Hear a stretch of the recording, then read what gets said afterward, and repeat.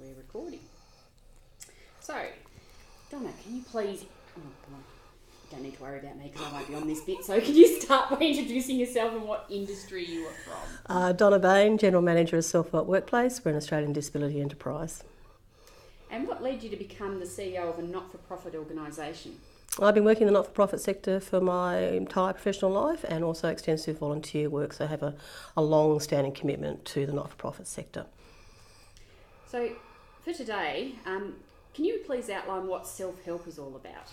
So Self-Help Workplace is an Australian disability enterprise, so our mission is to provide people with a disability with meaningful and productive employment so they can enjoy independent and fulfilling lives.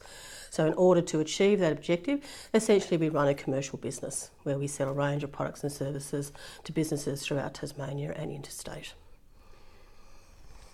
So we're here today really to discuss competitive advantage. Now, a lot of people would probably not automatically associate a not-for-profit organisation with competitive advantage. Can you provide some context and detail about why this is critical for your industry? So Self-Help Workplace is essentially a social enterprise. So we draw our income from three main sources. The sale of our commercial goods and services, that's responsible for 60% of our income. We get 30% from government because we deliver services to people with disability. So that's a funded service. And we draw 10% of our income from donations, grants and bequests. So in terms of our competitive advantage, we actually need to work in three different spaces. So we exercise our competitive advantage in each of those three areas and quite differently each time we do that. So can you go through how you do that from a competitive advantage out of those three areas? So in terms of our commercial goods and services, we're competing with a range of businesses in Tasmania, the mainland and overseas. So like any commercial business, we need to compete on price, quality and customer service. And what sort of process do you go through to come to what the right price is, and what sort of skill sets do you need to know that information?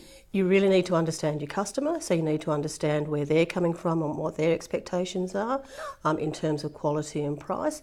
You need to have a very good understanding of your supply chain, so where your products are coming from and how much it's going to cost you to buy those products in. What it costs you to actually turn that raw material into a product or service. So the main costs of running the business, which are things like wages, operating expenses like insurance and power and water, regulatory costs, so all those sort of overhead expenses. You then need to work out what your profit margin needs to be in order to turn a buck, and then you need to sell it. You need to provide the quality product, delivered in full and on time every time. Wow. So what would be some of the key skill sets that you need as the CEO to manage a company, to manage a social enterprise like Self-Help? Well, we have 4 commercial business units. So we have a timber production area, a corporate catering service, a second-hand clothing outlet, and a mail house product assembly area.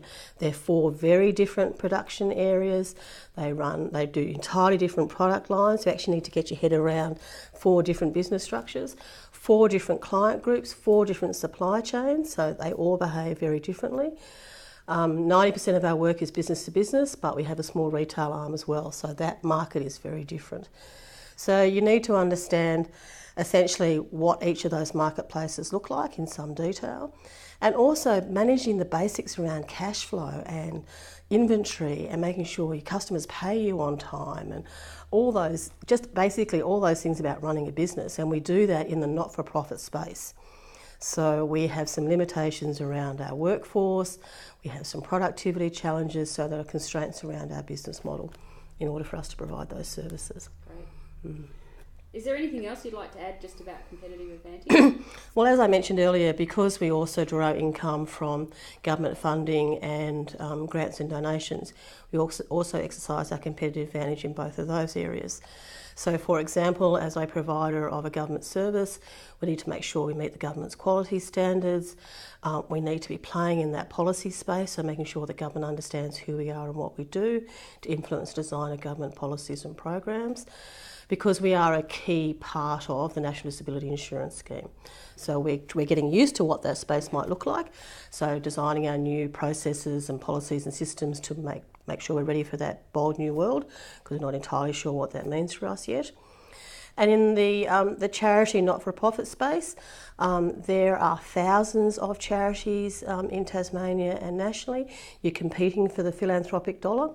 So what we need to do with potential donors and people who may provide a philanthropic partnership is, why should they invest their philanthropic dollar with us? So what's the difference their dollar could make when they make a donation to us? So that's a very different proposition that you go with to the marketplace. Great. Thanks very much for your time today. My pleasure.